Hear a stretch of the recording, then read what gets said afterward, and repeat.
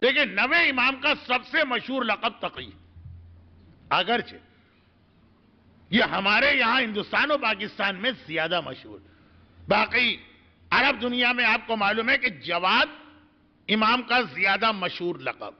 دعائے توسل کی وجہ سے ہم لوگ دونوں القاب کے عادی ہو گئے، ورنہ پہلے جب کبھی امام جواد کہا جاتا تھا مجمع حیران ہو کے سوچتا تھا کہ مولانا کون سے امام کا ذکر کر رہے ہیں، یہ ہمارے ہیں بھی کہ کوئی 13-14 امام کو ماننے والے جواد، جبکہ جواد لقب کا بھی ایک بہت اہم پیغام ہے جو آج کل کہ مولانا روزی کی بڑی پریشانی، مولانا یہ کوئی ایسی دعا اور عمل بتائیے، جبکہ ہر سال میں ایک نہ ایک ایسی بات عرض کر دیتا ہوں۔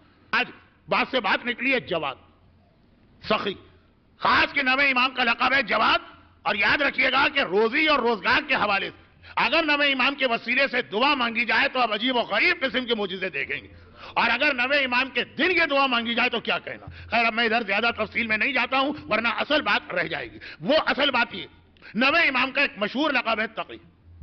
تقی کے دو معنی، پہلے معنی تو سمجھ میں آتے ہیں، دوسرے معنی میں ہماری عقل حیران ہوتی۔ پہلے معنی یہ ہے کہ جسے اللہ نے بچایا، اور دوسرے معنی ہے کہ جس نے اپنے آپ کو بچایا۔ تقی کے یہ دو معنی بہت اہم حالات ہیں نویں امام کے، تو پہلے معنی ہے کہ اللہ نے بچایا۔ یہ تو آپ کو وہ مشہور واقعہ یاد ہی جس کے حوالے سے ایک تعویذ ہمارے یہاں کی مائیں اپنے بچوں کے گلے میں ڈالتی تھی۔ گھر کے بعد لوگوں نے کمپلین کی کہ مولانا اس کا کوئی فائدہ نہیں نکلا، لیکن اس کے اندر ایک ٹیکنیکل مسٹیک ہوتی۔ وہ جو مشہور روایت ہے کہ اچھا یہ جو میں جملہ کہہ رہا ہوں یہ بھی ایک مجلس میں آئے گا تو آپ خود ہی حیران ہوں گے کہ سب آگے کی مجلسوں میں آئے گا تو آج کی مجلس میں کیا رہا۔ وہ یہ کہ نویں امام کی شادی مامون نے اپنی بیٹی سے کی تھی۔ یہاں فقیر اور بھکاری خاندان کی لڑکی جب ہمارے گھر میں آتی ہے تو فرمائشیں کر کر کے اس طرح ہمارا دماغ کھا لیتی کہ لگتا ہے کہ کسی شاہی محل کی کوئی شہزادی ہمارے یہاں آ گئی۔ باپ اور ماں کے گھر میں جو اسے نصیب نہیں ہوا، میں ان مومنات کی بات کر رہا ہوں جن کا یہ مزاج، وہ اس طرح شوہر کے گھر میں آتی ہیں کہ ہمارے یہاں کراچی میں تو ایک جملہ بہت زیادہ ہو سکتا ہے، حیدرآباد دکن میں نہ ہو وہاں کے بہت مومنین نظر آ رہے ہیں، پنجاب میں نہ ہو وہاں کے اور بھی بہت مومنین نظر آ رہے ہیں، کہ فرمائشوں کی لسٹ جب شوہر بال نوچنے لگے، سر پیٹنے لگے کہ روز روز روز، تو ایک جملہ بیگم صاحبہ کی جانب سے آتا ہے، میں کچھ نہیں جانتا، چوری کرو کہ ڈاکہ ڈالو یہ چیز چاہیے، جب کچھ تھا نہیں تمہارے پلے تو مجھ سے شادی کیوں کی۔ 22ویں پارے کی آخری آیت کا ترجمہ پڑھ لیجیے گا، میں وہ بات کھل کے نہیں کہنا چاہتا، بہت اہم آیت ہے 22ویں پارے کی آخری آیت۔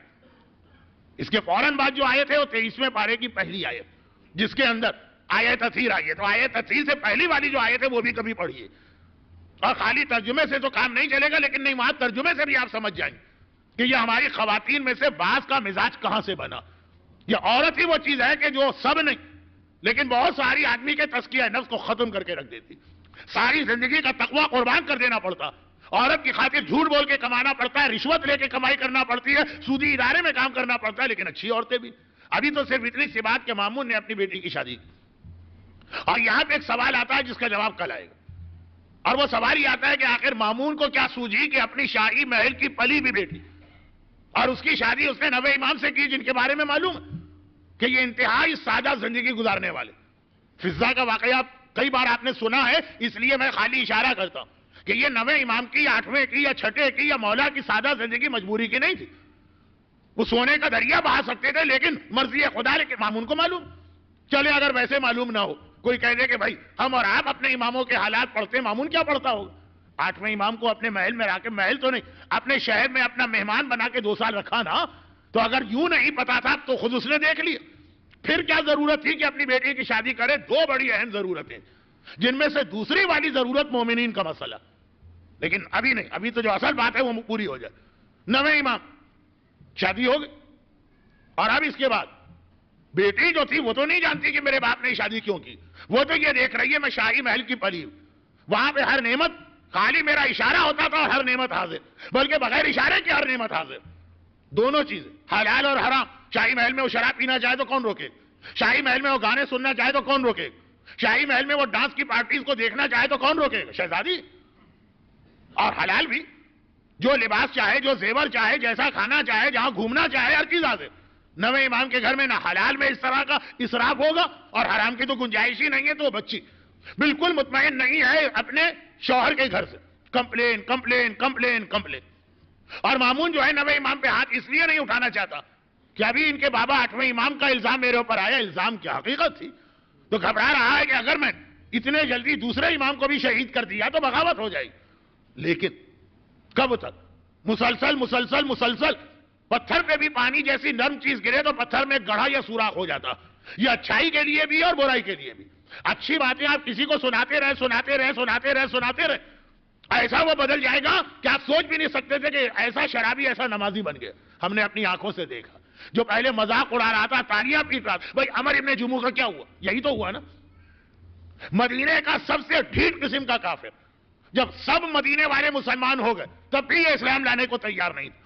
اور پھر جو اسلام لایا تو کیسا پکا مومن بنا کہ پیغمبر نے کہا اس کا حق ہے اللہ پر کیجئے, جو دعا مانگے اللہ قبول کرے گا. بہت مشہور واقعہ ہے عمر ابن جموح کا. ایک ہم اور آپ ہوتے ہیں کہ شریعت پہ عمل کرنا واجب ہو جائے تو ہم بہانے ڈھونڈتے ہیں. روزہ کیوں نہیں رکھتے؟ کہا والدین نے روزہ کشائی نہیں کی تھی اور وہ تو مر گیا, بغیر روزہ کشائی کے روزہ کیسے رکھا جائے؟ بھئی داڑھی کیوں نہیں رکھتے؟ کہا بیوی نہیں مان رہی ہے. دیکھیں بیوی کا بھی تو اسلام میں بہت بڑا حق ہے. ہم نے کہا کوئی حق نہیں ہے اس معاملے. اچھا والدین کا ماں کا تو ہے نا, شادی میں سونے کی انگوٹھیاں ماں کے کہنے پر ہی پہنی جاتی ہے نا. شادی بیٹے کی ہو رہی ہے, پاگل ماں ہو جاتی ہے, اپنی جہنم خریدتی ہے بیٹے کی شادی میں. اب ہمارے پاس بڑے بڑے واجبات کے اندر بہانے. اور عمر ابن جموح, ایک لفظ میں ذرا غلط استعمال کر رہا ہوں, پہلے رسول خدا سے معافی مانگو پھر اپنے مجمع سے. عمر ابن جموح اتنا سخت کافر تھا کہ جب سارا مدینہ پیغمبر کے آنے کے بعد مسلمان ہو گیا تب بھی اسلام لانے کو تیار نہیں تھا. اور اتنی اپنے بتوں کی حفاظت کرتا تھا.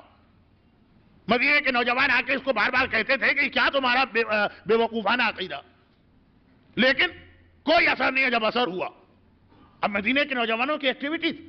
اس کے گھر میں ایک بتخانہ بنا تھا, یہ روز آنا صبح اٹھ کے چیک کرتا ہے بت سارے رکھے ہیں کہ نہیں, کیونکہ رات کے وقت نوجوان اس کے گھر میں داخل ہوتے ہیں بتوں کو اٹھا کے لے جاتے. کسی نے کہیں پھینکا, کسی نے کہیں پھینکا. اب یہ پورا دن مدینے کی گلیوں میں گھومتا, اے میرے اللہ تو کہاں ہے, میں تجھے ڈھونڈ رہا ہوں, تو کھو گیا, مل کے نہیں دیتا. یہاں سے اٹھایا, وہاں سے اٹھایا, وہاں سے اٹھایا, جھاڑ پہنچ کے صفائی کر کے, جیسے آپ نے دیکھا نا صبح دکاندار دکان کھول کے کیا کرتا, وہ سارے لا کے لائن سے لگا دی. تو آخر پھر یہ کیفیت ہوئی کہ آخری دن تو ایک نوجوان نے جو اس کا سب سے بڑا بت ایک مرے ہوئے کتے کی ٹانگ میں باندھ کے کنویں میں پھینک دیا. اب یہ ڈھونڈنے نکلا, ہے میرے اللہ تو کہاں چلا گیا, تیرے بغیر تو میرا گھر جو ہے بے رونق ہے. ڈھونڈتا چلا, لیکن جب کتے کی مرے ہوئے کتے کی ٹانگ میں بندھا ہوا نظر آئے, بس ایک بار دل و دماغ بدل گیا, اس کو میں اللہ کہہ رہا ہوں. اور پھر جو یہ مسلمان ہوا تو دیکھیے جو غلط لفظ میں نے استعمال کرنے کی آپ سے معافی مانگ کہ پیغمبر اس کو بہانہ سکھا رہے ہیں. خیر وہ بہانہ نہیں تھا, عذر, اور یہ قبول کرنے کو تیار نہیں. ہمیں روکا جا رہا ہے گناہ سے, ہم بہانے بنا بنا کے گناہ کر رہے ہیں. اور پیغمبر اس کو بتا رہے ہیں. اس کے پاؤں میں ذرا سا لنگ تھا, یہ لنگڑا کے چلتا. میدان احد, جنگ احد کا اعلان ہو گیا.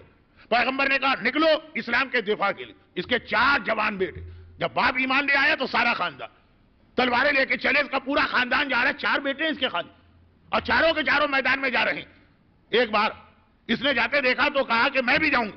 گھر والوں نے کہا تمہارا پورا خاندان ختم ہو رہا, تم بوڑھے آدمی بیٹھ جاؤ. کہا کہ نہیں, مجھے جانا ان کے پیچھے. گھر والے رسول خدا کے پاس لے کے گئے, میں صرف ایک مزاج بتا رہا ہوں. پیغمبر اسلام نے کہا کہ اے عمر, تمہارے لیے تو قرآن کی صاف آیت موجود, لیس علی الاعمى حرج ولا علی العرج حرج ولا علی المریض حرج. اللہ نے اندھے آدمی کو جہاد سے معاف کیا ہے, آیت کا ترجمہ. لنگڑے آدمی کو جہاد سے معاف کیا, اور مریض آدمی کو جہاد سے معاف کیا. تم پر جہاد واجب نہیں. کہا یا رسول اللہ, کیا لنگڑا آدمی جنت میں جانے کا حقدار نہیں ہے؟ میں تو اپنی جنت خریدنے جا رہا ہوں, جہاد کرنے نہیں جا رہا ہوں. پیغمبر نے کہا تمہیں ویسے ہی جنت ملے گی. کہا کہ نہیں, میں جلدی جنت لینا چاہتا ہوں, میں اس میں انتظار کے لیے تیار نہیں ہوں کہ کب ملک الموت آئے اور مجھے موت ملے, میں ابھی جاؤں. یہ لنگڑا میدان احد میں گیا اور ایسا جہاد کیا کہ اس میدان میں سب سے پہلے جان دینے والوں میں اس کا نام شامل. مگر ہم میں سے کچھ لوگ وہاں رسول بتا رہے ہیں تمہیں ایگزیمپٹ ہو حکم شریعت سے, تمہیں معافی دی گئی ہے, تم پر یہ واجب نہیں ہے. کہا مجھے یہ لینا. اور یہاں ہم اور آپ ہم سے کہا آپ کو واجب ہے. اور ہم اب یہ بہانوں کے حوالے سے میں 1 گھنٹے کی تقریر کر سکتا ہوں, لیکن واپس آتا ہوں اصل چیز. مامون رشید مان رہا کہ میں نے اس مسئلے میں دخل دیا اپنی بیٹی, لیکن فرزند رسول اب تو بتائیے کہ آپ محفوظ کیسے رہے. ایک سوال اس نے احتیاطاً کیا جو آپ کے دماغ میں آ چکا. میں دیکھ رہا ہوں آپ کے چہروں کو, آپ کے دماغ میں آ چکا. اس نے سوال کیا بھی امام سے, دماغ میں یہ آیا ہوگا شرابی تو تھا ہی. ہو سکتا ہے جسے تلوار سمجھ رہا ہو وہ کوئی جھاڑو کا تنکا ہو, وہ کسی کو مار رہا ہو, سمجھ رہا ہے کہ میں تلوار چلا رہا ہوں. شرابی کی یہی کیفیت تو ہوتی ہے نا. جس کو امام کا بدن سمجھ رہا ہے, ہو سکتا ہے کہ وہاں پہ کوئی تکیہ وکیہ رکھا ہو. شرابی شراب کے نشے میں کہاں اس کو خیال ہوتا. شاید یہ غلط نہیں, امام کا جواب بتا رہا ہے کہ وہ صحیح ہے. امام نے کہا یقیناً تو تلوار لے کے آیا اور تو نے میرے بدن پہ اتنی تلواریں برسائیں کہ انسان کا بدن ٹکڑے ٹکڑے ہو جانا چاہیے. پھر ایک عجیب جواب امام نے دی. اگر امام کہتے لیکن ہم حجت خدا ہیں, اللہ نے ہمیں بچایا, تو اس واقعے کا ہم سے تعلق نہ ہوتا, صرف عقیدت کا تعلق ہوتا. ہم لوگ تو نہیں یہ حجت خدا. امام نے یہ نہیں کہا. امام نے کہا دیکھ رہا ہے میرے بازو پہ کیا چیز, وہ کرتا تو اتر چکا ہے, دیکھا کہ تعویذ کا یہ, اس نے مجھے بچایا. مولا یہ کیا چیز ہے, تو بڑی قیمتی چیز. کہا یہ وہ تعویذ ہے کہ اگر ہرن کی اصلی کھال پہ لکھ کے باندھا جائے تو ہر پریشانی ہر پریشانی ہر پریشانی. لوگ کہتے ہیں مولانا ہمارے یہاں نظر بد, مولانا ہمارے یہاں کسی نے جادو کیا ہوا, مولانا ہمارے یہاں کسی نے باندھ دیا ہے روزی کو. چلے اگر یہ مسئلے ہیں بھی, ویسے تو اکثر تو غلط ہوتے ہیں بھی. امام نے کہا ہر پریشانی سے آدمی محفوظ رہتا ہے, حتیٰ اس کی وجہ سے کبھی آتی بھی موت بھی پلٹ جاتی. لیکن شرط ہے کہ ہرن کی اصلی کھال. پاکستان میں آج کل کہاں ملے ہرن کی اصلی کھال, کاغذ. یا اگر کوئی یہاں سے پیسے لے کے دے گا بھی تو بکری کی کھال ہوگی, ہرن کی کھال نہیں ہوگی. تو خیر اب اللہ نے اس طرح معجزے سے بچائے.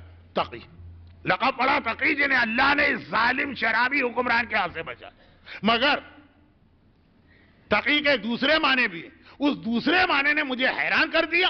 اس دوسرے معنی نے میری مجلس کے موضوع کو مکمل کر دیا. میرا مجلس کا جو موضوع چل رہا ہے کہ ہم 21ویں صدی میں کیا اللہ ہمیں گانا سننے پہ اتنی ہی سزا دے گا جتنا 500 سال پہلے کے گناہگار کو دیتا. ہم 21ویں صدی میں کیا ہماری عورت اگر کبھی مثلا خدا نہ خاصہ بے حجاب گھر سے نکل گئی تو اتنی ہی عذاب کی حقدار ہے جتنی 1000 سال پہلے کی مومنہ تھی. اگر کبھی ہم سے نماز قضا ہو گئی, میں گناہوں کو پروموٹ نہیں کر رہا ہوں, جو پیغام ہے وہ سمجھانا چاہ رہا ہوں. تقی کے دوسرے معنی جس نے اپنے آپ کو بچایا, یعنی جس کو ہم اور آپ معصوم کہتے ہیں. کس چیز سے بچایا؟ خدا کی نافرمانی سے. کس سے بچایا؟ گناہوں سے. کس سے بچایا؟ اس طرح کی اولاد سے جو انبیاء تک سے ہو گیا, اسے تقی کہا جاتا. اب میرا ایک سوال, اگر یہ وجہ ہے تقی کہنے کی, تو یہ لقب 9ویں امام کو ملا, یعنی 11ویں معصوم. کیا بہت لیٹ یہ لقب نہیں ملا؟ یہ لقب تو پہلے امام کو مل جانا چاہیے. یہ لقب تو پہلے معصوم کو مل جانا چاہیے. ائمہ کے جتنے بھی القاب ہیں وہ سب میں مشترک. ایسا نہیں ہے کہ خالی میرے چوتھے امام زین العابدین تھے, علی زین العابدین نہیں تھے, آقا حسین زین العابدین نہیں تھے, برستے تیروں میں نماز پڑھنے والا زین العابدین نہیں تھے. ایسا نہیں ہے کہ صرف میرے چھٹے امام صادق تھے, نعوذ باللہ کے باقی امام صادق نہیں تھے. یہ ائمہ کے القاب سب کے لیے مشترک.